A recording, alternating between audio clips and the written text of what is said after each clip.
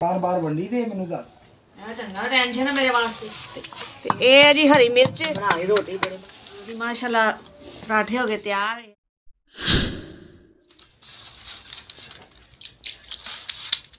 अस्सलाम वालेकुम प्यारे बहन भाइयों, क्या हाल चाल है? मैं ठीक ठाक हूँ। उम्मीद करती हूँ कि आप सब भी ठीक ठाक होंगे। जहाँ भी रहें खुश रहें, आबाद रहें, हंसते रहें, मुस्कुराते रहें। तो ये हमारी आज की सुबह, आज के व्लॉग का करते हैं आगाज़। रहिएगा बहन भाई हमारे साथ साथ, जो भी घर का काम होगा, घर की रूटीन होगी, सब बहन भाइयों से शेयर करेंगे। तो जी करते हैं नाश्ता। आग उबालनी भी, चाय भी बन गई है। तो आटा गुन्निया है, इसमें इधर पेड़े पेड़े बना लेने, हुण बनाने जी रोटी।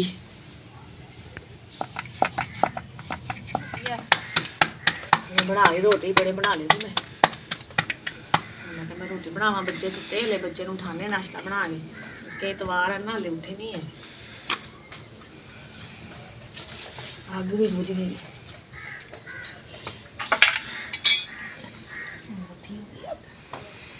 रोटी सड़ती जाती सी, अग ही बुझ गई। नीप खड़े हो जाओ, उठो, सुबह हो गई। इकरा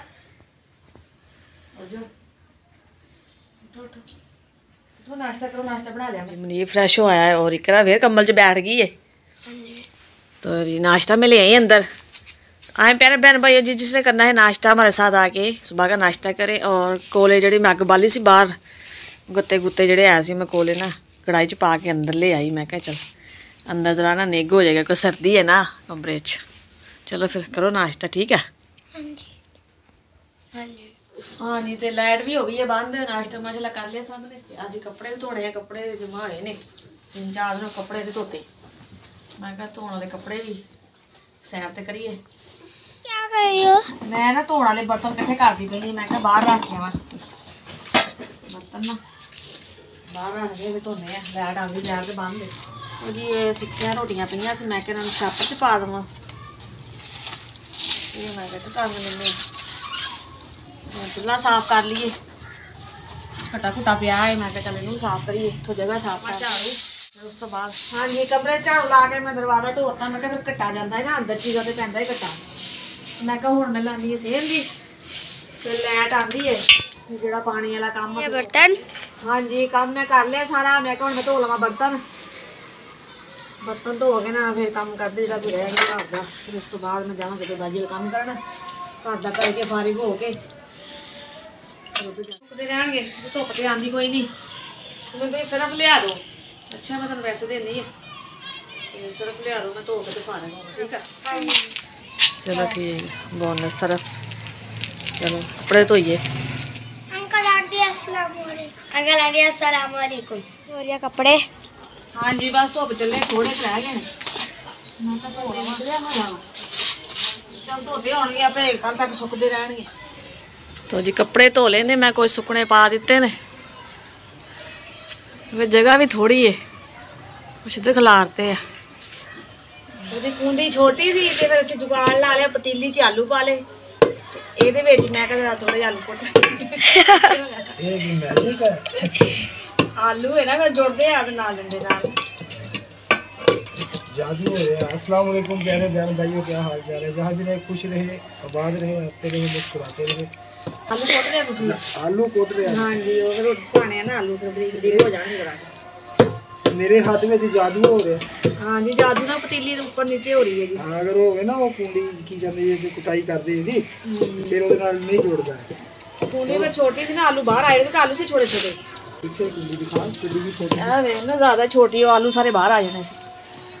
ਇਹਦੇ ਵਿੱਚ ਤੇ ਨਹੀਂ ਨਾ ਕਢਾਈ कढ़ाई लिखना होनी चाहिए। ਚਲੋ ਕਦੀ ਅਸੀਂ ਵੀ ਲਿਆਵਾਂਗੇ ਵੱਡੀ। ਪਹਿਲਾਂ ਆਲੂ रोटी तो खानी है ना, फिर आलू वाली। हाँ जी हम तो गुजारा करिए। ये जी हरी मिर्च थोड़ी जी ये कुट के पा लवांगे, धनिया भी पावांगे तो हरा हरा सोहना लगता है रोटी ते ना। ते लाल मिर्च बाकी मसाला तो पैना ही है। रोटी आलू वाली पेड़े बना ले सी मैं, ते च भी नमक मिर्च ला ली मैं आलूआं च। इधर बन रहा जी पराठा। तो जी माशाल्लाह पराठे हो गए तैयार। ये आलू वाले पराठे और नाल दही।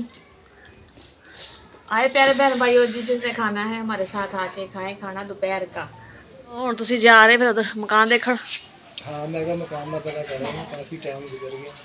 हाँ जल्दी जी मकान छड़ देना, लेकिन वो कह रहे भाई महीना पूरा करो फिर जान देना। पैसे नहीं ना वापस दे रहे सी फिर असी पैसे वापस नहीं दे रहे थे, इस करके फिर पूरा टाइम करना पै गया। हाँ जी ऐसा ही है नहीं नहीं तो तो भाई जोड़ कर दे, कोई ना कोई मकान अल्लाह करे मिलेगा। क्योंकि परेशानी तो बहुत हो गई ਸੀ मकान लिया गैस हुआ ना मोबाइल ਦਾ ਨੈਟ ਆਉਂਦਾ, ਵੀਡੀਓ ਦਾ ਵੀ ਮਸਲਾ ਫਿਰ ਬੱਚੇ ਡਰਦੇ ਜਿਹੜਾ ਉਹ ਵਿੱਚ ਮਸਲਾ ਹੈ ਉਹ ਬਹੁਤ ਜ਼ਿਆਦਾ ਹੈ ਸਾਰਾ ਦਿਨ ਬੱਚੇ ਕਿਸੇ ਦੇ ਘਰ ਵੀਡੀਓ ਬਣਾਣੀ ਹੋਵੇ ਬੱਚੇ ਘਰ ਆ ਜਾਂਦੇ ਨੇ ਫਿਰ ਚੱਲ ਲੈਂਦੇ। ਬਸ ਇਹ ਕੋਈ ਪਰੇਸ਼ਾਨੀ ਤੇ ਪਰੇਸ਼ਾਨੀ ਬਣੀ।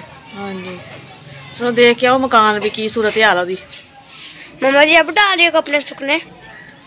नहीं ये सुबह के पाए से पतले पतले सुक गए हैं ते बाकी जे फिर सुकने पाने वाले मैं कहना सुक्के हो थल्ले ला देंगे हैं जेडे बाकी मोटे मोटे पए हुए हैं सुकने पा देंगे हैं आपे सुकते रहणगे।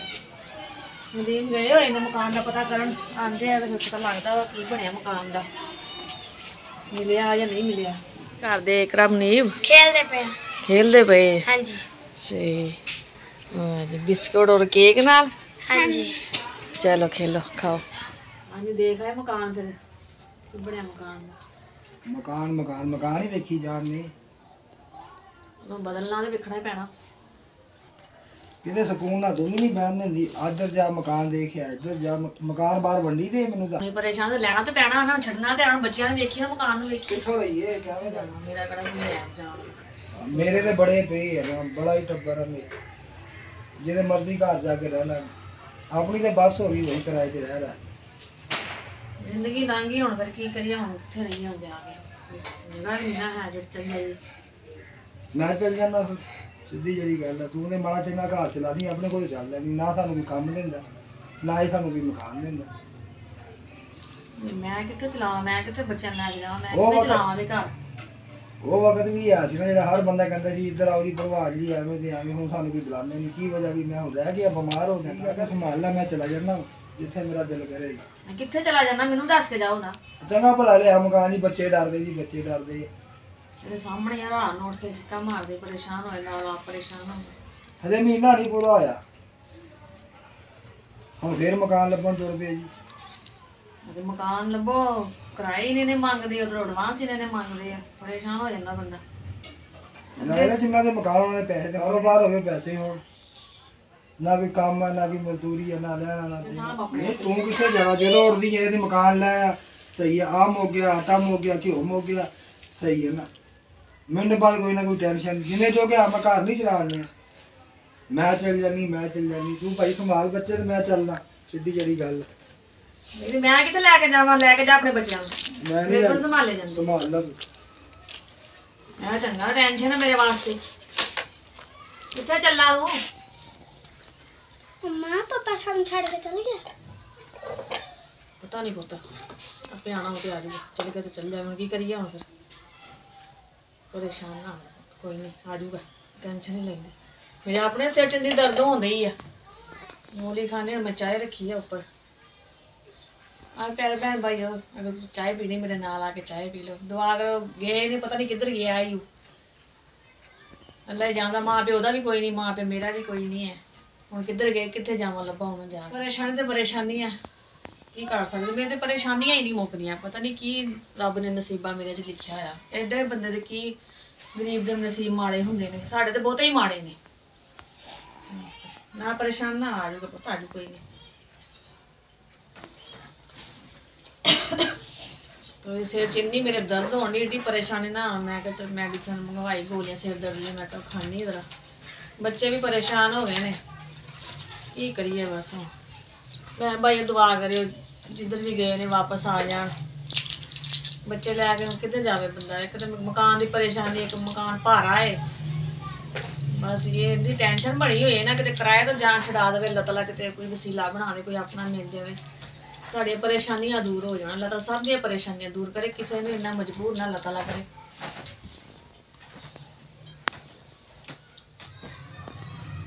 भी पता करदी है भी कित्थे गए नदीम, यार दोस्त है, पता करदी शायद अल्लाह करे कि उत्थे बैठे होण, किते होर ना गए होण। ते हुण घर दे हालात बाहर किसी नूं की दसने आ। भैन भाईओ फिर अल्लाह हाफिज़, पाकिस्तान जिंदाबाद।